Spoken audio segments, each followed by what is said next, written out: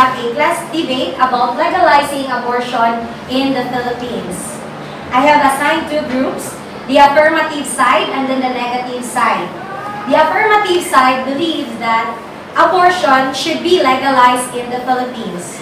On the other hand, the negative side strongly believes that abortion should not be legalized in the Philippines.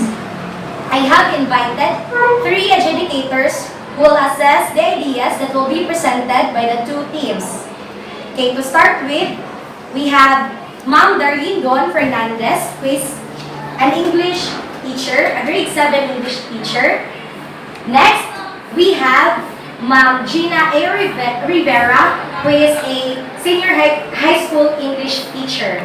Last but not the least, we have Ma'am Emelita S. Bunan, who is a grade 8 and 9 science teacher and at the same time our science coordinator. So now, let me give the floor to our debate moderator, Mr. Arnold P. Quilanta. To our honorable adjudicators, debaters, teachers, classmates, friends, ladies and gentlemen, good afternoon. But before we will start our debate, may I request everyone to please set all your hand phone or any devices that may disturb our debate today into silent mode. So, welcome to our classroom debate. Our motion for today's debate is resolved that abortion should be legalized in the Philippines. On my left, the positive side are the proposition team. We have Ms. April Mi Baldinosa, Ms. Gina Arnan, Ms. Margie Rose Albinario, and with their researchers, Ms. Mi Antobianosa, Mr. Gerald Panilaga, and Ms. Rinelin Tabulong. On my right, the negative side are the opposition team. We have Ms. Emanuela Tamparong, Ms. Emeline Agbay, Ms. Miljoy Mabala, and with their researchers, Ms. Queenie Jill Loreto, Ms. Carmela Paradero, and Ms. Genevieve Arsula. And our timekeeper is Ms. Nice M. Hoy Bisano. Our maximum time is 3 minutes each speaker. And our timekeeper will notify you if your time is up. So, at this point, may I give the floor to the first speaker from the affirmative side, no other than Ms. April Mi Baldinosa.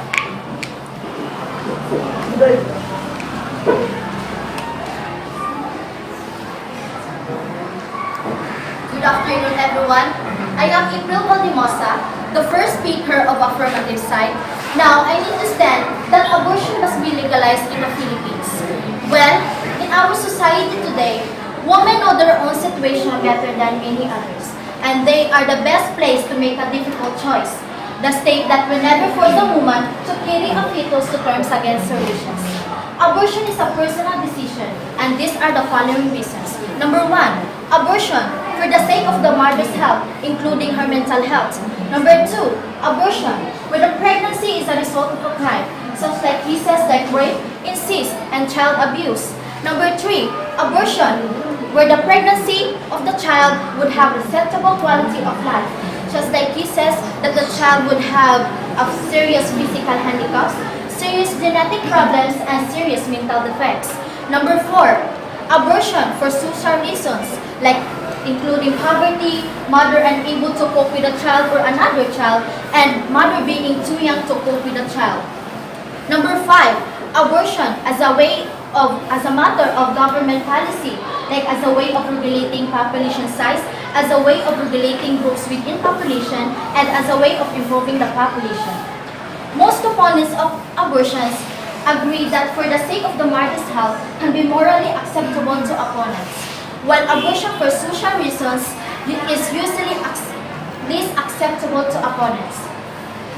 Abortion is about allowing women the right to make choices about when they want to have a children, relation to their age, financial stability, and relationship stability. It is not the place of government to legislate against women's choices. Legalizing abortion does not mean more abortions.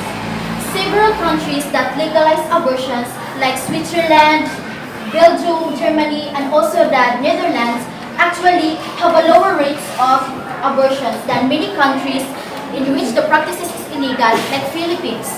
This is because the country that banned abortion restricted access to contraceptives and sex education. Me, myself, strongly agree that abortion must be legalized in the Philippines. Legal simply because it is a choice. What grows inside your body is yours, but discouraged because there are more effective ways to prevent abortion, like contraception. Thank you for listening. The first speaker of the affirmative team has totally consumed a total time of 3 minutes and 14 seconds. So at this point, the second speaker from the negative side, we have Miss Emanuela Tamparo.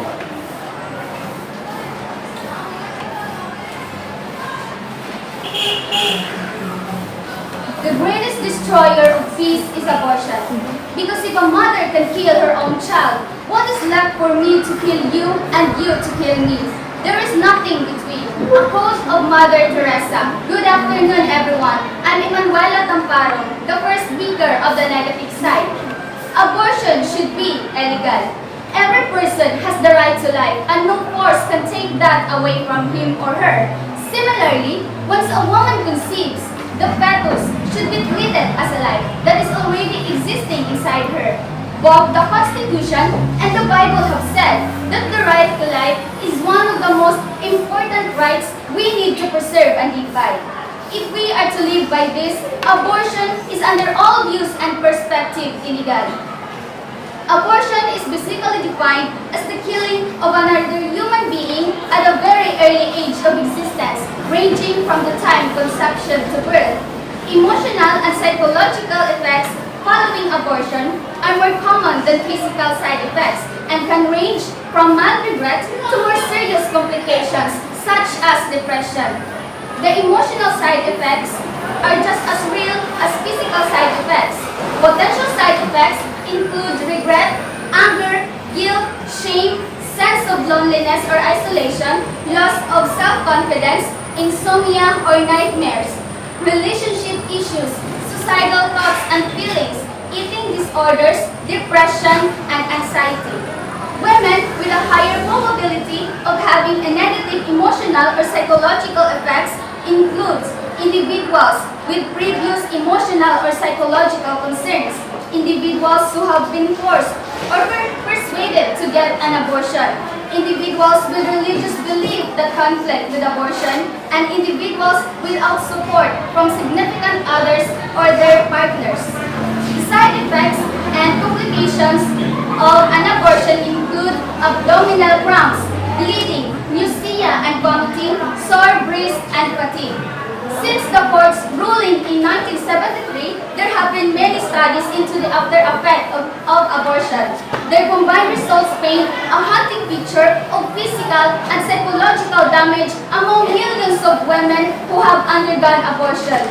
We, the negative side, strongly stand that abortion should not be legalized in the Philippines. That's all, thank you. The first speaker of the negative side has totally consumed a total time of 2 minutes and 23 seconds. At this point, the second speaker from the positive side is Miss Gina Arnan.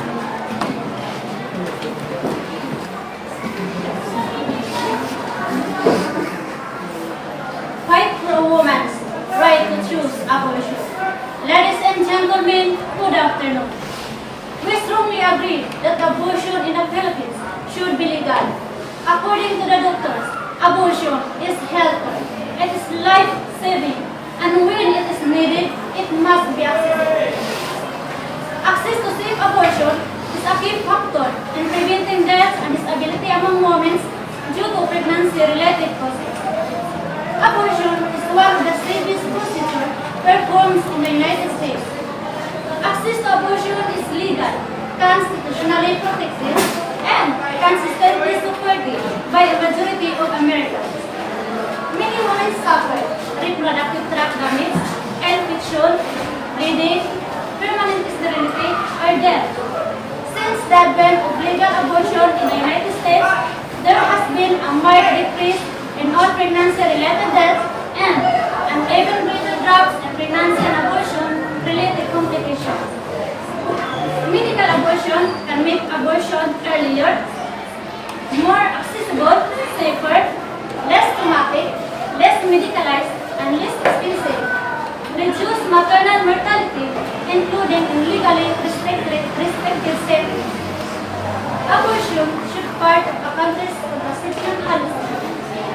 People should plan their families, and society must allow women to end unwanted pregnancy in order to deal with failure of birth control. Women have a moral right to decide what to do with their bodies. The right to abortion is vital for gender equality.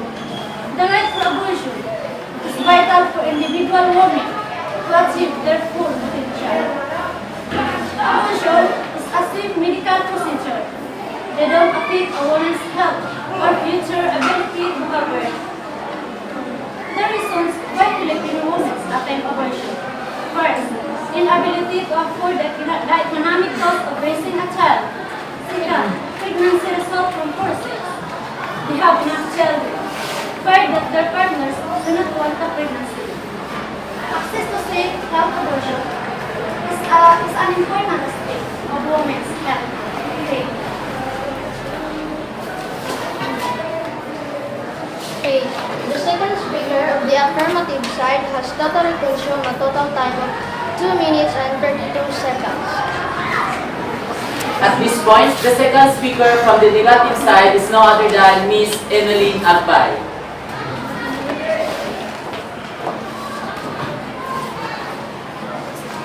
Good afternoon, everyone. I am Emily Agbay, the second speaker of the negative side. Abortion is danger to the lives of many women in our country. Thus, abortion should not be legalized in the Philippines, for it is a painful surgery that can cause further harm in physical and psychological effects. Psychological effects following abortion are more common than physical side effects that can range from mild regret to more serious complications such as depression. Aside from physical and psychological effects, there is also a biblical aspect of abortion. As a human being, we should always remember that we are all the children of God, and we must base our life on our faith in God's word. True, nobody can scientifically prove when life actually begins. We know from the Bible that God is the creator of all things, including human beings, and He is the source of life. Life is holy, pure, and inviolable, and we must respect it as we respect God, the giver of life. Many people choose abortion in a variety of reasons. For example, many parents calculate that they cannot afford raising another child, and this is an unacceptable reason for abortion. However, life is not ours to take, and God's word clearly says in the 10 Commandments, number 5, that do not kill or thou shalt not kill. Thus, terminating a developing life is just a mortal sin against God. So we, the negative side, strongly disagree that abortion should be legalized in the Philippines. Thank you.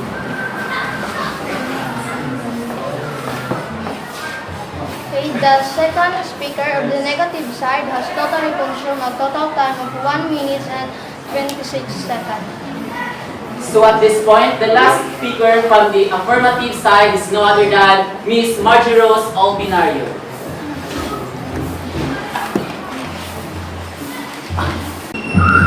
Abortion is a question of choice.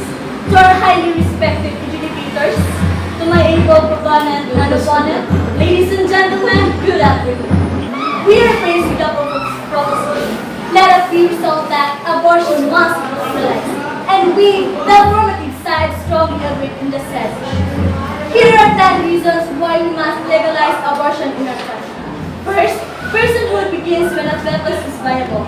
Second, abortion supports the right to life. Third, the right to abortion is critical to gender equality. Fourth, modern medicine makes abortion is less of a risk. Fifth, abortion gives the women the option to minimize their child's suffering. Sixth, abortion is humane. Seven, abortion is not a question of morality. It is a question of providing options to prevent and mitigate risk in a certain circumstances. 8. Banning abortion is less of illegal abortion. 9. My body, my choice. Women have the right to choose what to do to their body. And lastly, completely enforcing anti-abortion law is impossible. Making abortion illegal will increase teenage pregnancy. This usually leads to illegal abortions, which can lead to death or permanently health defects, poverty, childlessness, hopelessness, and dependency. The anti-abortion position is usually based on religious beliefs and threatens the vital separation to church and state. Religious ideology should not be a foundation for law. Philosopher Peter Singer, professors of bioethics, defended abortion as a way to curb overpopulation. The population increase if abortions is unavailable could be sustained, so that abortion is justified as a means of population control. Access to abortion is necessary because contraceptives is not always readily available. Women need a doctor's prescriptions to obtain birth control methods such as pill, the shots, and the diaphragm. And so that I add this debate by saying legalizing abortion does not mean more abortions. With the fact, argument, and opinion that we impose, we, the affirmative side, strongly agree that abortion must be legalized. And so that we finally rest our case. Thank you. The third speaker of the affirmative side has totally consumed a total time of 2 minutes and 19 seconds. So at this point, the last speaker from the negative side, we have Miss Meljoy Mabala.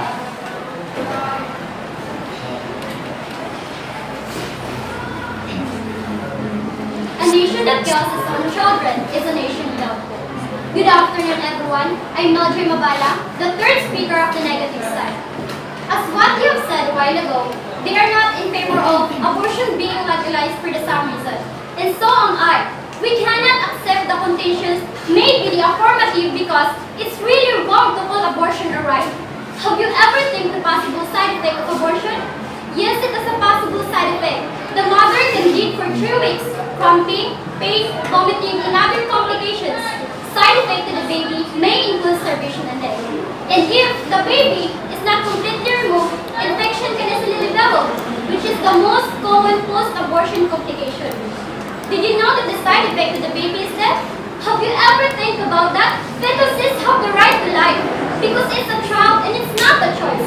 The claims that all humans, whatever their race, gender, religion, age, have the right to life seems evident enough. Because the fetuses we are concerned with do not, after all, belong to another species. They are clearly human. A child could live a full life with a loving adopted family, and abortion goes against the Bible 5th commandment, thou shalt not kill. And abortion is like killing innocent human being. Should a woman have the right to choose? Giving them this option doesn't mean they will choose abortion. Historically, restrictions in abortion were introduced for the 3 main reasons. First is abortion was dangerous, and abortionists were killing a lot of women. Second is abortion was considered as a sin. And then the third is abortion was restricted to protect fetal life in some or all circumstances. Abortion here in the Philippines is generally illegal since our country is a religious country. The act is criminalized by the Philippine law, Articles 256, 258, and 259 of the Revised Penal Code of Philippine Mandate. Imprisonment of women who undergo abortion, as well as any person who assists on the procedure, may have their imprisonment for from 6 months to 6 years. It is said in this law that we shall equally protect the life of the mother and the life of the unborn from conception. The traditional belief that women should accept all the children God gives, and that's the reason why we, the negative side, strongly stand that we should not legalize the abortion. Let them experience how marvelous God's creation is. So by this time, it is our fixed day.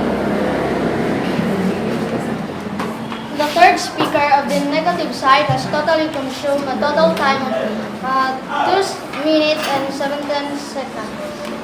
Okay, thank you very much, students, for that very well-presented ideas. You did great today. And this time, let us have 5 volunteers from the class to give their reflection, insight regarding today's issue about legalizing abortion in the Philippines. To start with, let us have Adrian Mujano. I am strongly agree that abortion should be legalized in the Philippines because the people who pass the new laws restrict access to abortion concerned with the fetuses. This abortion can go to our health and can give us a good stories, find their own victories and happiness, make their own mistakes without hundreds of and dictating that they must do. Okay, thank you very much, Mojado. And now let's call in Kathleen Dipio. Sorry, okay. Kathleen. Abortion is a murder. When a woman has an abortion, she essentially murdering her baby. If the child is not wanted, there are some other options, not only an abortion. That's why I strongly disagree that abortion should be legalized in the Philippines. Okay, very good. No, very well said, Dipio. Now let's call in Macluel Sigbo. Abortion kills living children that will one day grow up to be an important part of the world. What if Abraham Lincoln's mother decided to get an abortion? Slavery makes slavery part of our lives. Abortion is horrible and kills our own people. How would you feel if you had to die without a say or an argument? Your parents didn't abort you, so don't abort your child. And with that, I strongly disagree of legalizing abortion in the Philippines. Okay, very well said, Macluel. Now, let's have Mario Torno. As I concerned about this abortion issues can be legalized or not. If I choose one, I agree that side, that affirmative side, the abortion can be legalized. And like say for example, if a woman that pregnant rape,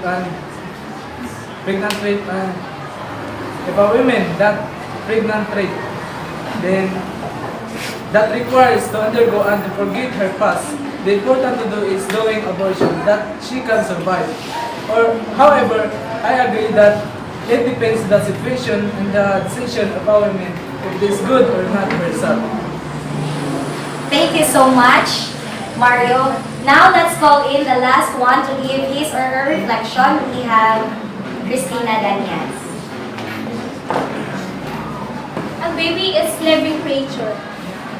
He breathes, his heart beats. So if you don't abort it, because God created life. Therefore, He is the only one the rightful to take it away. No one else does. Thank you very much, Danyas. Thank you again, students. No, very impressive. You did great today. I know you did well in your research. And now this time, let's call in Ma'am Gina Rivera to give their collaborative comments and suggestions regarding our debate this afternoon.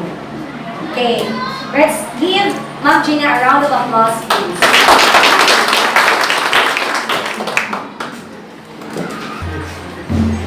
Good afternoon, everyone, to my fellow judges, Ma'am Darlene and Ma'am Bonhan. Good afternoon.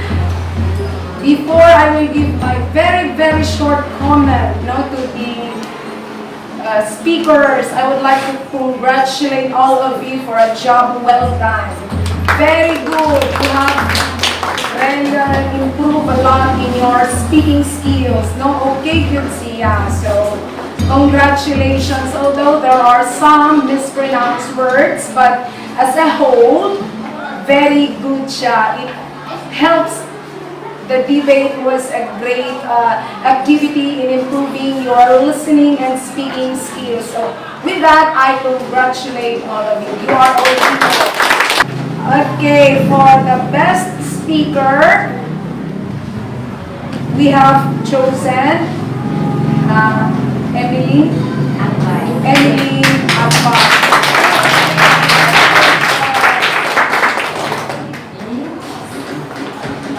speaker.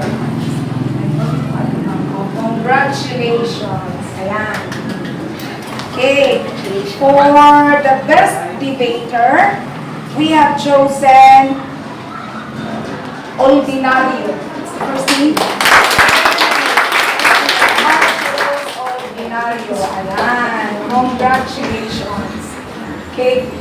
Okay, again, once again, thank you for participating in this kind of activity.